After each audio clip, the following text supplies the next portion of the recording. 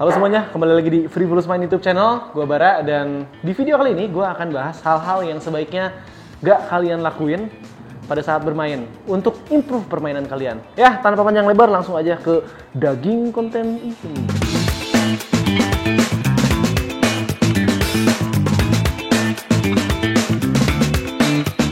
Oke, hal pertama yang sebaiknya tidak kalian lakukan saat setiap melakukan tembakan yaitu bangun atau berdiri terlalu cepat, ya.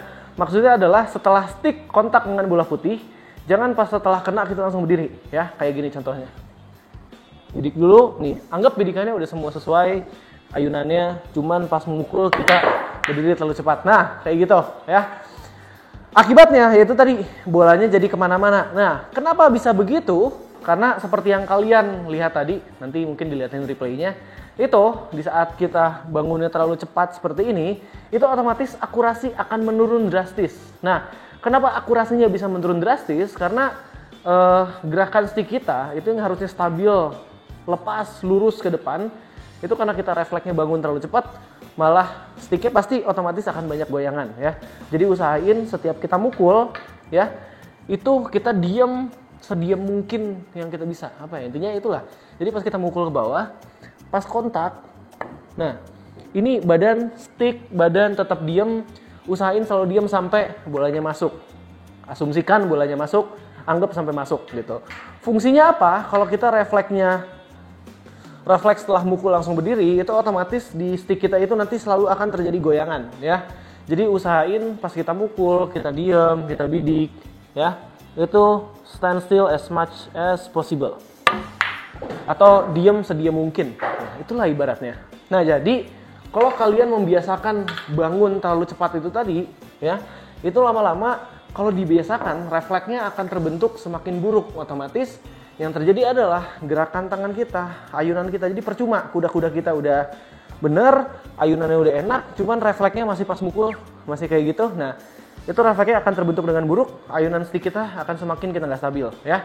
Jadi nanti kita malah frustasi, ini kenapa makin jelek mainnya, apakah ayunannya atau apa. Padahal sesimpel pas kita mukul, kita bidik, pas kita mukulnya, nah kita sambil cepat-cepat berdiri gitu, ya.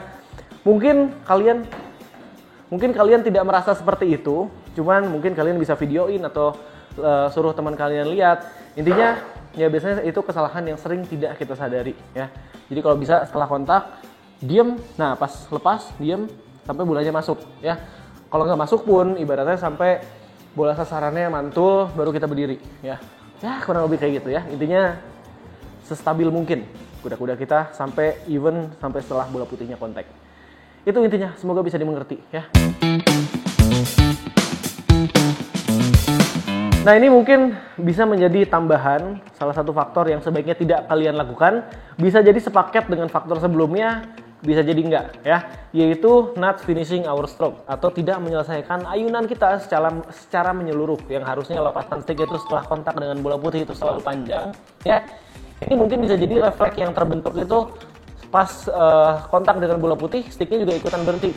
Nah, kayak gini, ya. Ya, kalau misalnya hal itu terjadi, nanti hasilnya adalah pertama tuh dari akurasinya berkurang, terus jalan bola putihnya pun akan tidak maksimal, ya. Nah, kita coba sekali lagi. Mungkin tadi terlihat tidak niat, ya. Cuman gue coba bener-bener bidik. Cuman si sticknya berhenti di tepat di sini pas kontak dengan bola putih. Gue coba, ya. Nah, ya, gue udah bidik sebidik-bidiknya. Cuman kenapa bisa nggak masuk, ya? Kenapa akurasi kita bisa menurun juga? Itu karena setelah kontak dengan bola putih, yang harusnya stick kita itu sedang berada di kecepatan maksimumnya dan gerakan yang paling stabil, cuman kalau kita berhenti pas kontak dengan bola putih, itu stick kita lagi proses, ibaratnya lagi ngerem. Nah, pas proses ngerem itu pasti akan ada getaran sticknya entah ke samping atau ke atas, ya. Intinya begitu, yang menyebabkan pertama spin dari bolanya nggak maksimal, yang kedua akurasinya pun akan menurun drastis. Jadi pastiin dari dua faktor yang tadi, pertama kalian stand still pas nembak, diam, terus follow through-nya juga panjang ke depan, lepasannya panjang ke depan. Otomatis jika hal ini bisa dihindari, itu tembakan kalian akan semakin akurat dan semakin ngisi. Dalam artian si spin bolanya, putaran bolanya akan semakin jalan. Begitu, ya. lanjut ke alasan selanjutnya.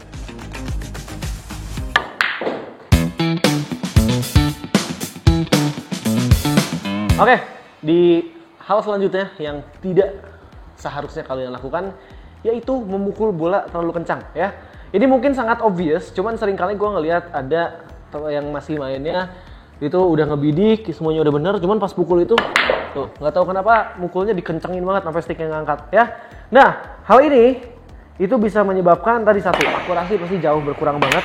Even di saat kita ayunannya udah lumayan stabil, di saat kita melakukan tembakan-tembakan yang memerlukan speed yang tinggi, itu butuh konsen yang lebih tinggi dan sebaiknya dihindari ya.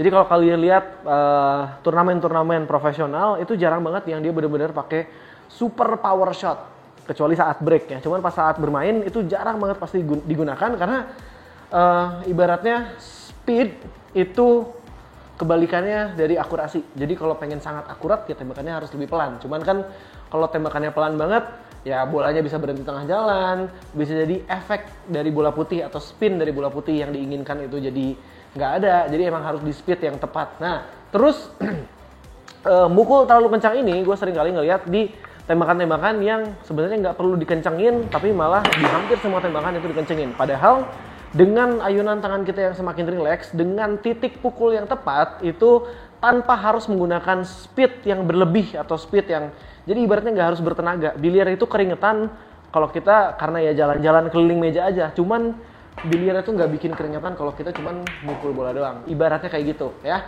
Jadi kalau kita mukul itu pakai speed yang dibutuhkan saja, nggak perlu pakai speed yang tinggi ya. Even tembakan-tembakan draw shot pun itu nggak perlu pakai speed yang tinggi.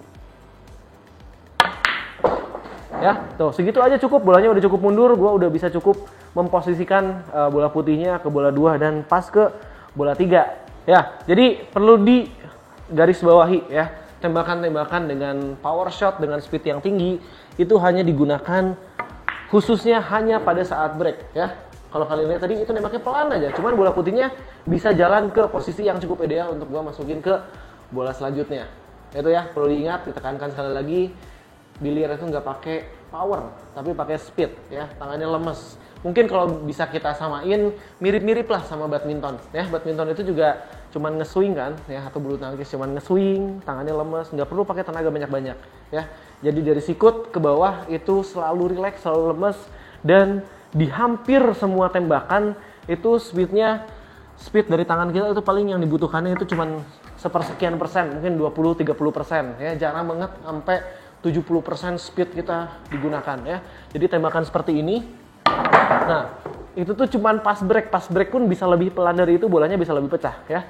Jadi rata-rata di permainan ya itu tembakannya dari mulai 20% ya, sekitar segitu, terus paling naik ke sekitar 40-50% ya, segitu.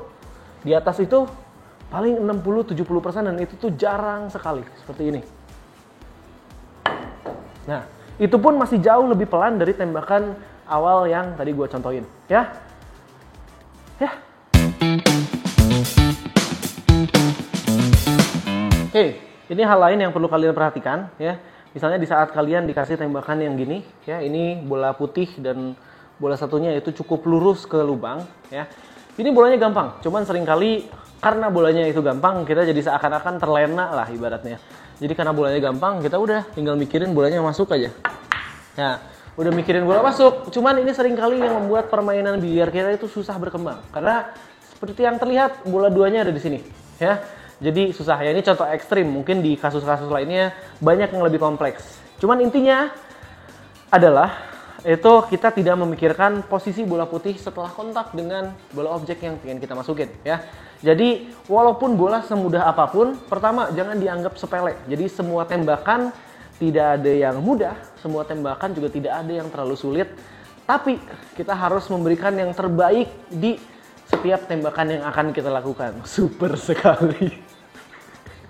Balik lagi ya, itu jadi kita harus selalu mikirin untuk posisi setiap bolanya. Karena kalau kita nggak mikirin, kita asal tembak, itu percayalah nanti walaupun satu bola masuk, bola keduanya itu akan lebih sulit. Atau kalau anggaplah bola satunya masuk, bola duanya masuk, percayalah tingkat kesulitan tembakan yang akan kita hadapi kalau kita nggak mikirin si posisi bola putih setelah kontak dengan bola objeknya, itu akan secara bertahap semakin sulit kalau kita tidak memikirkan posisi bola putihnya. Jadi harus selalu ada strategi, even bolanya segampang apapun. Anggap bolanya bener-bener depan lubang kayak gini ya. Cuman kalau bola selanjutnya ada posisinya di mana, kita harus tetap pikirin ya. Dan percayalah terus aja diulang-ulang, percayalah ya. Dan ya kalau kita semakin memikirkan posisi bola putih, itu persentase kita menghabiskan bolanya itu akan jauh lebih semakin tinggi ya. Dari bola 1 ke bola 2, dari bola 2 kita juga harus tetap mikirin ya. Ini bola 2-nya depan lubang, cuman kita tetap harus mikirin ke bola 3-nya gimana ya. Kalau kita nggak pikirin, percayalah semakin tembakan selanjutnya akan semakin sulit.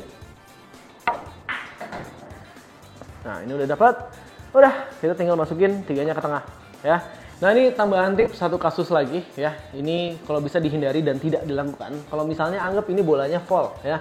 Jadi kalian dapat bola free ball. Nah, walaupun misalnya ini 8-nya ada di depan lubang, cuman bola selanjutnya 9. Nah, tetap ya, free ball itu apalagi kalau bolanya masih banyak, usahakan jangan karena bolanya gampang kita bener-bener mukul lurus ya.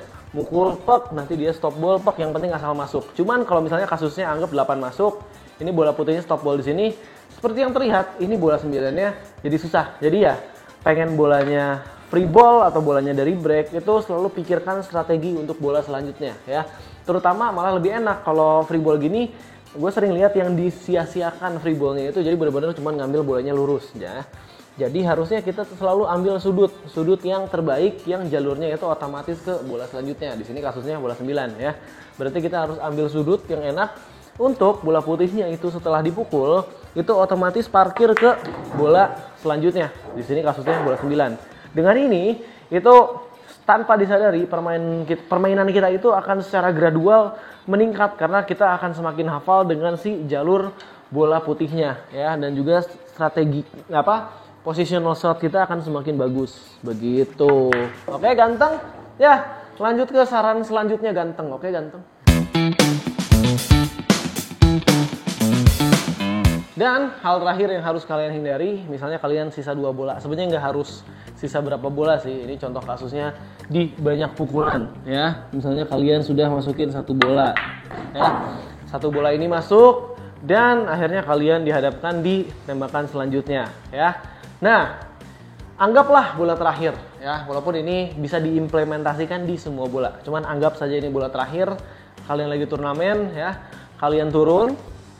Nah, kalau kalian masih berasa belum nyaman, hindari ya. Kalau bisa jangan sampai atau tidak lakukan ini kalau posisi tangan kita belum nyaman. Kalau posisi tangan kita belum nyaman, masih ada yang kerasa kagok atau kerasa ganjal, berdiri lagi. Pokoknya kita harus menembak bola itu di posisi ternyaman. Dari kuda-kuda kita, dari tangan bridge hand kita sampai ke ayunan kita harus senyaman mungkin. Jadi kita bisa fokus sepenuhnya ke ayunan kita, ke titik bidik kita, ke bola objek yang pengen kita masukin. Jadi kalau kita belum nyaman, hindari menembak bola. Jadi cari posisi terenak ya.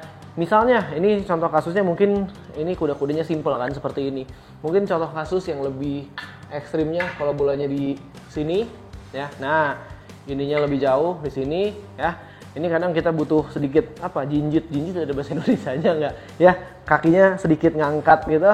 Terus kita turunnya begini. Nah, ini kalau posisinya belum nyaman, jangan ditembak. Harus senyaman mungkin sampai kita benar-benar udah nyaman, udah pede nembak. Nah, kalau kita udah pede nembak, baru kita fokus, bidik, tarik, dan tembak. Cuman kalau belum nyaman ya, diusahakan untuk tidak melakukan tembakan sampai posisi badan kita nyaman. Oke?